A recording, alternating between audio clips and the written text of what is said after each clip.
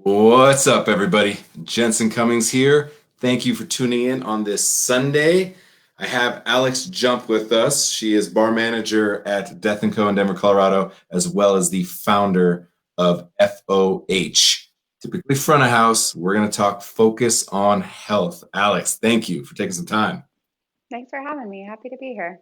Yes. So let's start with a little bit of your origin story. Talk to all of us hospitality professionals, kind of your journey getting into the industry, where you're from originally, and kind of how did this journey start for you? Yeah. So I've been living in Denver for 3 years. I moved here from Chattanooga, Tennessee. It's a big town or a small city. It's on the kind of Tennessee Georgia border. It's a really cool town because it's really close to a lot of really amazing food and beverage hubs. And it's definitely a growing one itself too. So it's not far from Atlanta, Nashville, and Birmingham. Yep. I grew up there. My family moved there when I was four, and I started working in the industry there. So I've been in food and beverage for 10 years. I worked as a hostess at the end of high school and into college. I studied religion and classics and art history in college. And about uh, 8 years ago, I studied abroad in Florence, Italy, and got an internship at a wine shop, believe it or not. I don't know how it counted as an internship, but it was an option and it sounded cool. It's So great. that was actually my first job behind a bar, and came back to the States right after I turned 21 and convinced a new bar in town to hire me as a server bar back. And then got some amazing mentorship from my bar mentor there. So I've now been bartending for 7 years. Um, I realized really quickly after I got behind the bar that it was definitely what I wanted to do. And I was coming up on like my last semester of college. So my parents were kind of at this point where they were asking me, are you going to be applying to grad school? What are you going to do? You have this degree in religious studies. Like, Yeah. what could you possibly do with that? Like, what's your plan? And I finally worked up the courage to tell them, I think I'm going to be a bartender. I think I want to be a bartender for my career. They were thoroughly unimpressed at the Uh, beginning. They're very proud now, and they're huge foodies. They shouldn't be surprised. They definitely raised me and my brothers to love good food and good booze. So um, yeah, I learned how to bartend really quickly. It came really naturally to me, and rose through the ranks. You know, a lot faster than I would ever like wish it upon maybe other people. Interesting. Yeah.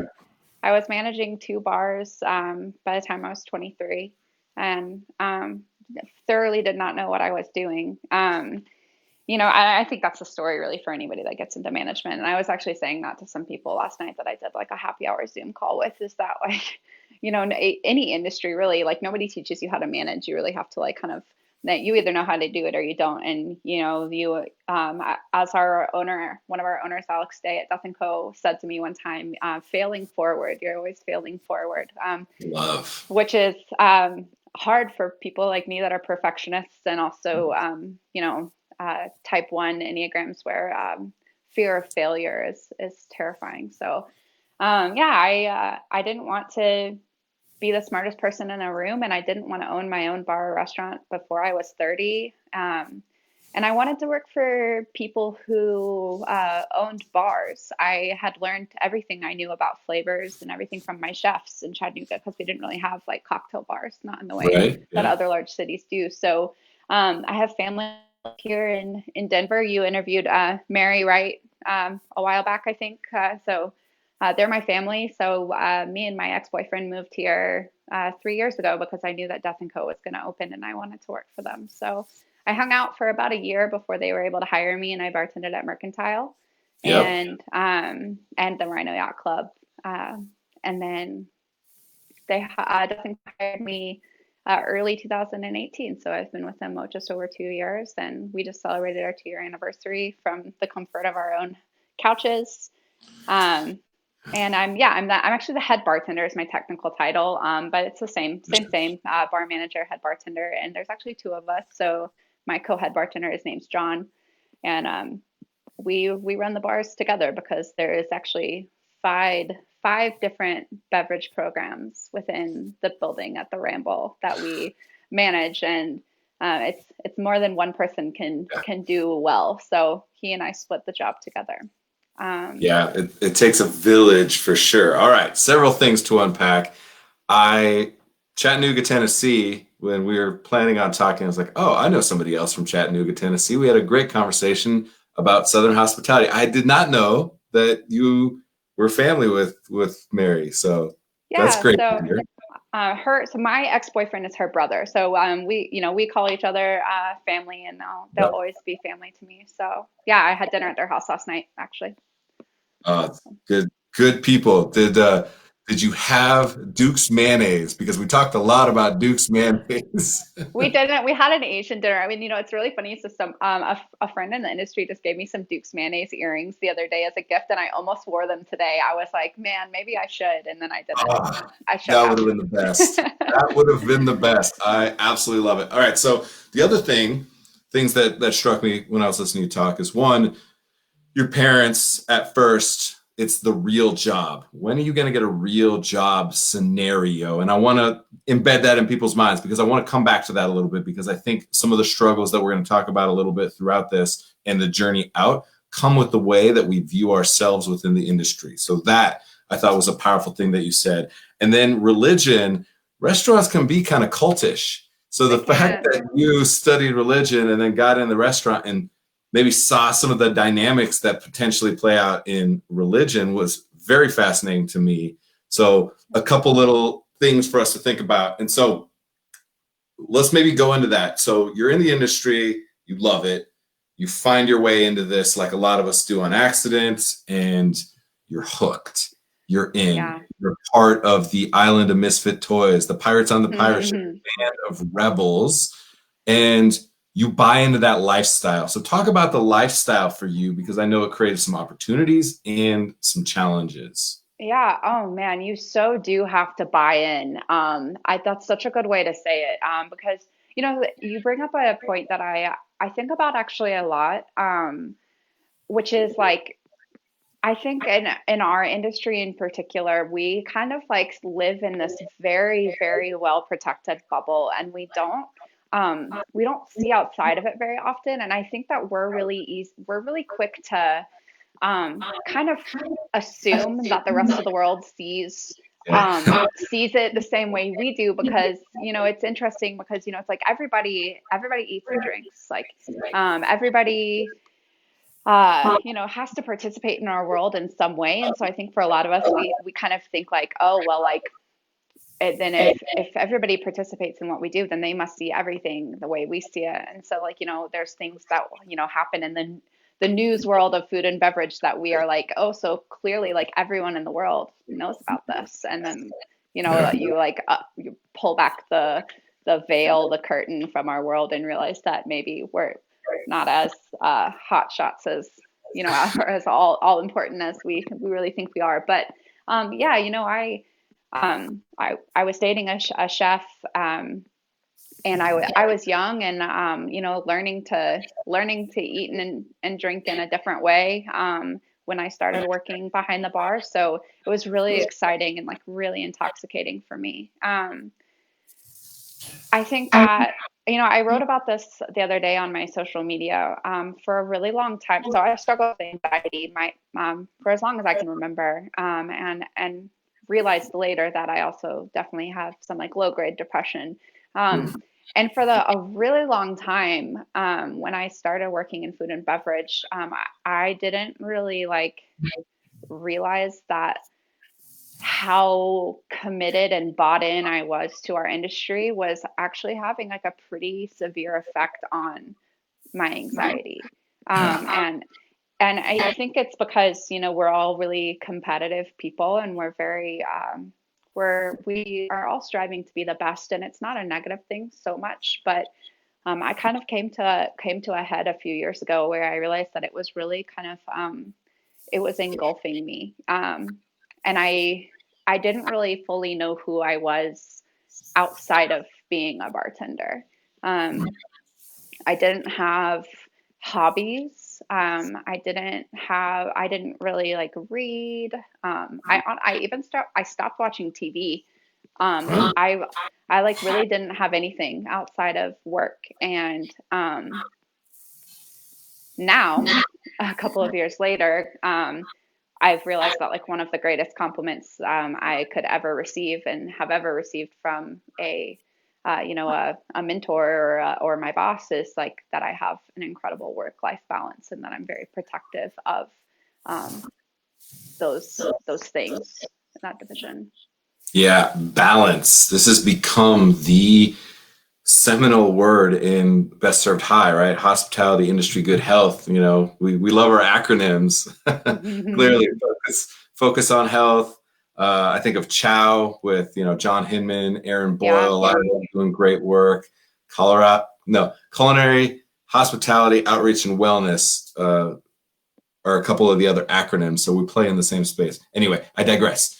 The thing about balance is such a struggle is because, to your point, in this industry, I think the fact that you could put all your chips into the industry is a value when sometimes moments of silence and moments to yourself can cause anxiety or depression for a lot of us. On the flip side, it also fuels it as well. So it's very polarizing in the way that we approach that. And so, with that, for you, you wanted to do something about it. This is what I love. And when you said you're competitive and you were doing work with most unimaginative bartender, why then and how were you able to take your competitive nature, being a perfectionist, being all in the industry, having personal struggles, and turning that into a positive and creating focus on health? Give us a little bit of that roadmap for you. Yeah, it was actually really hard. The competition itself, was incredible, and I met some really incredible people. But one of the most mentally challenging couple of months of my life finishing that competition. And when I finished it, I kind of took a step back and have been kind of considering whether or not it's healthy for me to continue competing in bartending competitions. But that's neither here nor there. Most Imaginative Bartender is hosted by Bombay Sapphire and now in partnership with Tales of the Cocktail and Punch.com. They changed the competition this year, and that was really compelling to me as a reason that I wanted to enter was because they had a new format which included the winner receiving a $25,000 grant. Aside from the prize money that you get, and obviously the title and a really cool trophy, they had this grant money.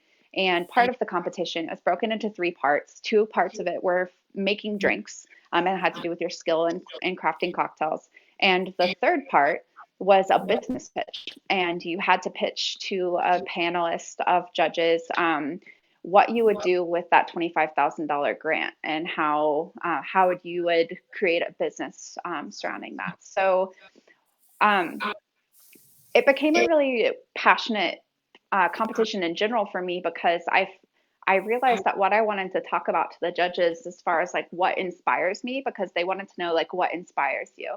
Um, and what I realized was like it doesn't really matter what inspires me. It doesn't matter if I'm the best bartender in the United States, the world, whatever. If I'm suffering so greatly inside that I can't get out of bed, or if I can't have a life outside of working, or worse, if I suffer so badly um, that I physically can't make it if I die.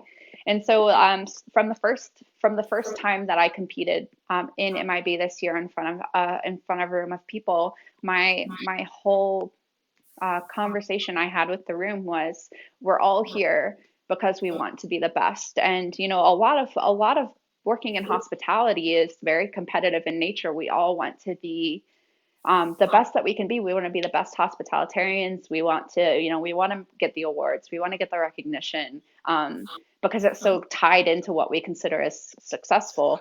But if you do all of that, but only to the suffering of yourself, so much so that you can't make it in the industry anymore, or worse, if you die, which is something that I've witnessed over the last 7 years of being a bartender. A lot of really incredible people in our industry either passing away or dying by suicide.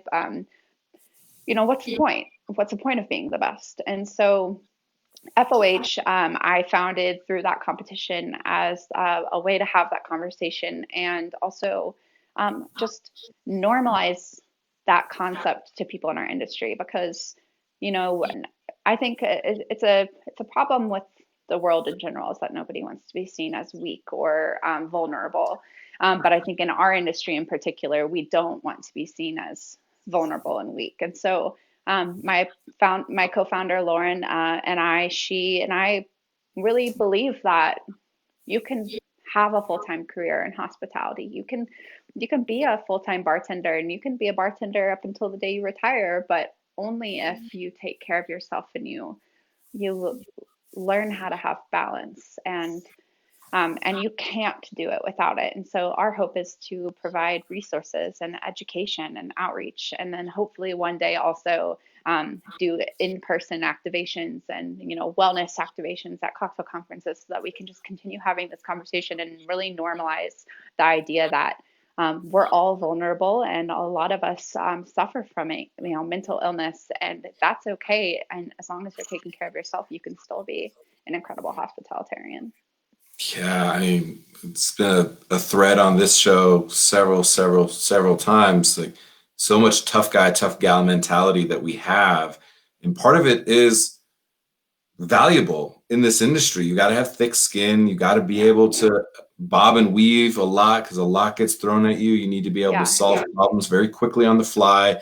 And we always have to put on a smile. It's part of your uniform, right? And so it's a huge challenge. We thrive off that, yet also, if not balanced, it's fucking toxic. Like it really drains all of you because you're not allowed to ever not be okay because of your job to take people and transport them somewhere else. If you can't do that for yourself, are you even good at your job? And that's a huge struggle. So I appreciate you reflecting on it and struggling with it and bringing it to light, because we have to have a lot more conversations about it. And you said something so important to me. You should be able to retire in that position. There's going to be a lot of work that I'm doing. You guys will hear stuff I don't want to get into now, but the Phoenix Project for F&B, the Paragon Pillar, some stuff that I'm really working on to like redefine equitability and sustainability in this industry, because I want 65-year-old line cooks to retire having worked 40 years in the industry in that job, and we built a framework for them to be able to succeed with the gold watch and the pension or whatever that model is. And so I really appreciate that you're coming at it from the same angle, because we need that, because it's not sustainable. I can't work in a kitchen anymore because I tried to destroy myself time and time again. And that, is something I have to deal with, and we all do. So I really appreciate that. Before we wrap up, any last thoughts? This is really amazing for sharing. And actually, before last thoughts, give us practical. Where can people go to find out more information about Focus on Health? Oh, yeah. So our Instagram is FO Health, and then our website is fohealth.org. .com wasn't available, but we'll take .org. You can, my Instagram is AXL Jump, and then my email is alex@fohealth.org. So anybody that wants to reach out, you can reach out via Instagram, via email. That's where to find us. And then hopefully one day coming to a cocktail conference near you. Good. I love it. Well, you have my full support for sure. So, you mentioned wanting to start a podcast and having conversations. I say, hell yes. And now it's been said on this show. So now we're all going to hold you accountable for that, because we need to hear more of your voice. And I know you're going to find very smart and very real people to bring more depth to the conversation. I think it's needed and very important. So Alex Jump, thank you very much. Thank you. Yeah. Thank you for having me. Absolutely. To spend my Sunday afternoon. This is perfect. Honestly, this right here is such therapy for me. Having a conversation with somebody at any level, at any part of our industry, or even peripheral to our industry, is really valuable to me, to just be able to connect with humans, especially right now as we're fueled by face-to-face interactions, being hospitalitarians, to your point. I think it's important. So thank you for giving me a moment of levity. I appreciate it. All right. You have a great day, Alex. Thank you. Thanks. FOH. Focus on Health. Make sure and check out what they're doing. Support the efforts. Bring your stories to light.